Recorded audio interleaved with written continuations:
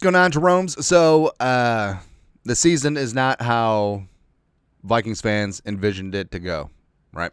And also, just it's one thing if you lose ball games, right? You show up, you fight the good fight, and you come up a little bit short. No harm, no foul there.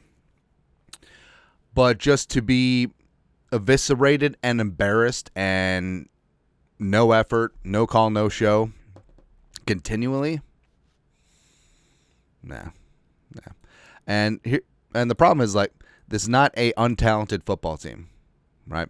Offensively, it's a Cadillac, right? Been a long time since I rock and rolled. Defensively, I mean, the pieces are there, just they've been lacking juice all year. And hell, maybe it was a mistake to let Cameron Beasley go, but it is what it is, right? All right, but we got 10 truths about the 4-7 Minnesota Vikings. Well, 1 and 2 go part and parcel. So we've been one of the most foremost and fortuitous, I can't think of the word, don't matter, J.J. McCarthy supporters from day one. But rewatch the broadcast and watch the All 22.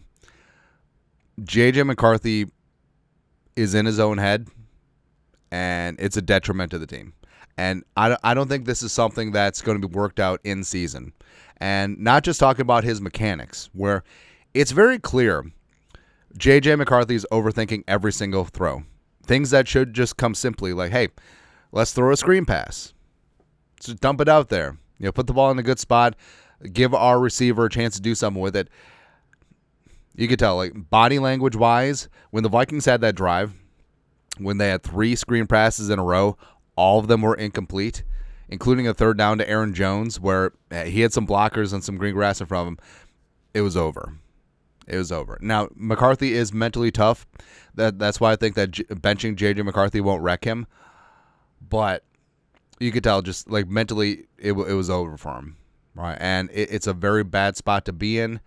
It's a disservice to the offense. It's a disservice to the entire team, and frankly, it's a disservice to him, right? Because we're all for developing a quarterback. Again, don't get this twisted. And there will be some ups, there will be some downs, but some of these down moments are just simply debilitating, right? And there's no positive utility of him getting consistently tossing out 2 picks, completing 50% of his passes, and getting sacked 5-6 times. Right? There's just nothing positive about that. So that's why you do worry about Seattle. I mean, Seattle's going to be a reckoning, which we'll get to, and benching McCarthy. So it won't wreck him. And quarterbacks have been benched throughout history. Well, whether it's Bryce Young, whether it's Joe Montana, whether it's whatever, quarterbacks have been benched. Learn the lesson, regroup, and come back. And guess what? If J.J. McCarthy isn't mentally tough enough to handle a benching, he's not going to be the guy anyway, right? So the coaching staff has been all in on Max Brosmer. They talked up Brosmer. He's been quarterback 2 when J.J. was hurt. He's quarterback 2 with Carson Wentz hurt. So I'm not saying, I'm just saying, right? And we're not looking for John Wolford here, because John Wolford is obviously not the future, but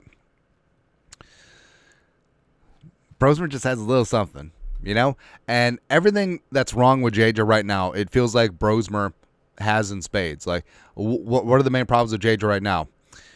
Getting rid of the ball quickly and accuracy. What are the 2 best things about Brosmer?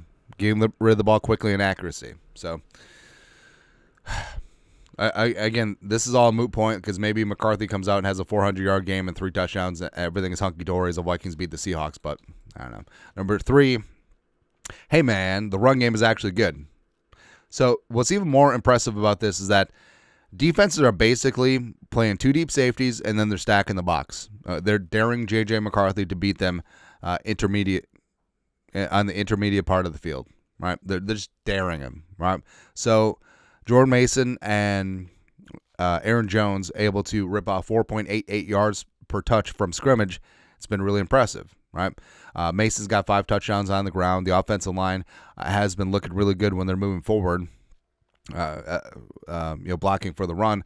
Plus, Kevin O'Connell had the highest percentage of design run calls in a game in his career, and it still wasn't enough, And mainly what it is that the Vikings ran the ball with a plum in the first half. Then second half they just didn't have any plays because of the Miles Price thing, because O'Connell panicked and we're down 11. Better drink my own piss.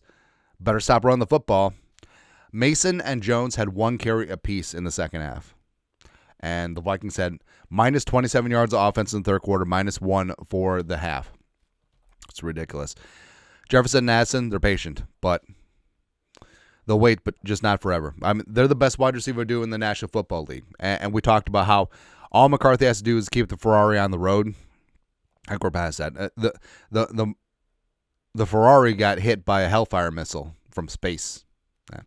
And Jefferson, so, stats aren't the be-all, end-all, but at a certain point, you have to have more than 87 yards freaking passing, right? And Jefferson, his average per game was 95.4 yards per game with Carson Wentz, 53 with McCarthy. Addison, 77.25 with Carson Wentz, 25.75 with McCarthy.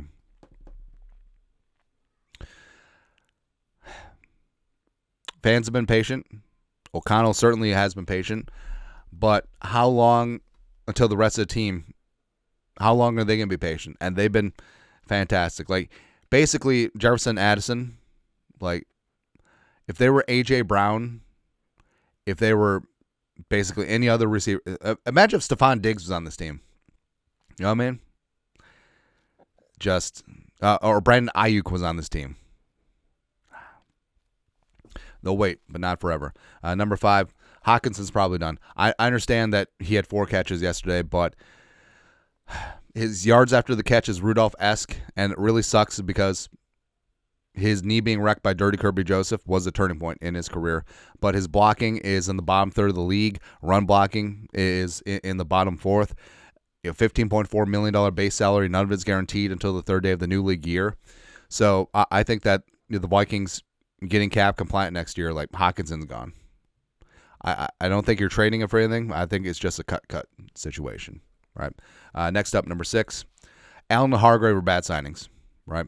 And it's pretty amazing where, all right, so Allen and Hargrave haven't been bad, right? They haven't been bad, but they haven't been overly impressive. They haven't been impactful as you want them to be. Now, yes, they're older veterans coming off of injury, but 3 years, $51 million for Allen, 2 years, $30 million for Hargrave, $42 million in guaranteed money between them, and they're being outperformed by league minimum Jalen Redmond. All right, and frankly, LDR has looked better than them at times as well. Right, and that was, again, they combined for 16 pressures week 1 against the Bears, and that was supposed to be the standard, or at least something similar to that. And sure, they put up a play here or a play there, but consistently, it just hasn't been good. Hasn't been there. Next up, number 7. Several defenders have quit, right? So, we're not in the business of calling out people by name, but, we said all season, like, the vibe has just been different. Now, why is that? Why is it so night and day different from last year? Is it Beasley? Is it Beasley? Is it the choice of quarterback? Did the defense not agree? I don't know, but just the lack of splash plays, lack of turnovers, the almost sacks, so many of them, man. And also, a lot of these guys got paid. Murph got paid, Metellus got paid, Andrew Van Ginkel got paid, and we're just not seeing it. Just not seeing it. Next up, number 8. Redmond, Wilson, and Diamond Dallas Turner have been bright spots on defense, and that's what it comes down to. I mean, Redmond, the pride of XFL, he's out here, he's hungry. He's honestly, you can make a case that aside from Gennard, he's been the Vikings' best defender. Right. And Eric Wilson been playing his balls off. Supplanted Ivan Pace Jr. You can't take him off the field. Has not quit. Diamond Dallas Turner has really progressed nicely in year 2. These last stretch of 3 games, including the Lamar Jackson bodyweight sack. He's had a sack in each of the last 3 games. Like, he's really coming along nicely for the Vikings. Next up, number 9. Assistant coaches clean house. Right. I don't think that they fire Kwesi. I don't think that they fire Kevin O'Connell, but I think it'll be one of those spots where ownership pressures them to make some changes, and that means the assistants. Right. So in the front office, I mean, Grigson, Yeah. But assistant coaches, we talked about Coach Hatt, Coach Daniels, coordinating special teams. I think he's gone. Chris Cooper, offensive line coach, maybe, maybe not, right? The offensive line has looked a lot better since everyone's gotten healthy. Marcus Dixon on the D-line, maybe Pettin as a longtime defensive confidant of Kevin O'Connell, maybe. Also, you look at, remember, Flores is out of contract after this year. Does he just leave, right? Does Durante Jones, DB coach, go with him? Flores and Durante Jones are very tight, so is there a lot of changes on the horizon? Do the Vikings go back to a 4-3? I don't know, but I feel like there will be some assistants that are scapegoated and some assistants that have been cruising for a bruising for a while. Next up, number 10, Sunday is a reckoning, right? Because everything is lined up for the Vikings. And it could be a spot, too, where they just come out and shine. But, McCarthy is putting up Jamarcus Russell-type numbers. And, of course, the quarterback that the Vikings passed on, Slinging Sam Darnold, who they could have kept, whether franchise tag, whether contract. If they wanted to keep him, they could have kept him, and they decided not to. So they rolled with 9. And now, the Seahawks are looking really damn good. So we got McCarthy on the road, looking like Jamarcus Russell against one of the best defenses in the league. What could go wrong? And they got Sam Darnold against a kind of disinterested-looking defense with revenge on his ginger mind. Obviously we're the purveyor of purple positivity, but Sunday has all the makings of a potential embarrassment. Sunday against the Packers was obviously embarrassing, but Sunday against the Seahawks, and the Vikings are 8-point dogs, has a chance to be Armageddon, right? Because what if McCarthy looks bad, gets sacked 6-7 times by that great defense, throws a couple picks, and Darnold comes out and drops 5 touchdowns? It would be a fitting kill shot to the season where the Vikings get crushed by 5 tons of irony. I don't know.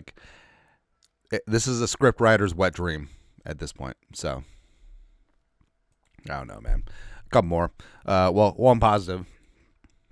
Will Record is the truth, which is great. The vibes are as bad as the end of the Zimmer regime. And I feel like that's palpable. It's not just fans being negative. That happens, right? And as we said, we're the purveyor of purple positivity, but things are not good right now, right?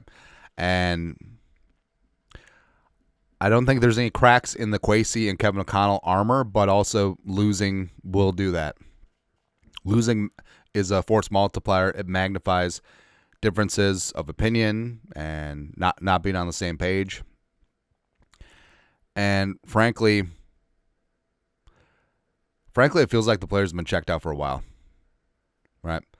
And sometimes they'll show up beginning of the game, and then some adversity hits during the game, then things just go bad, right? And they've been bad basically since the bye. They showed up for the Lions game, but Philly woulda, coulda, shoulda in the red zone. No call, no show against the Chargers. 8 false starts against the freaking Ravens. The Bears, McCarthy put together a drive you had at the end, but then you gave it away. And then just a no call, no show against Green Bay. The vibes are really bad right now. Right? So I don't know how they fix it in season. I do believe that J.J. McCarthy is salvageable. Maybe not in season, but something's got to change, man. So something's got to change because everything has just been off all year. So, I don't know. Anyways, that's it. That's at 12, I guess. Fitting for Seahawks week. Truths about the Minnesota Fighting Vikings. Let us know your thoughts. Our thoughts, comment section. You guys are the best you know what to do. Skol, production value.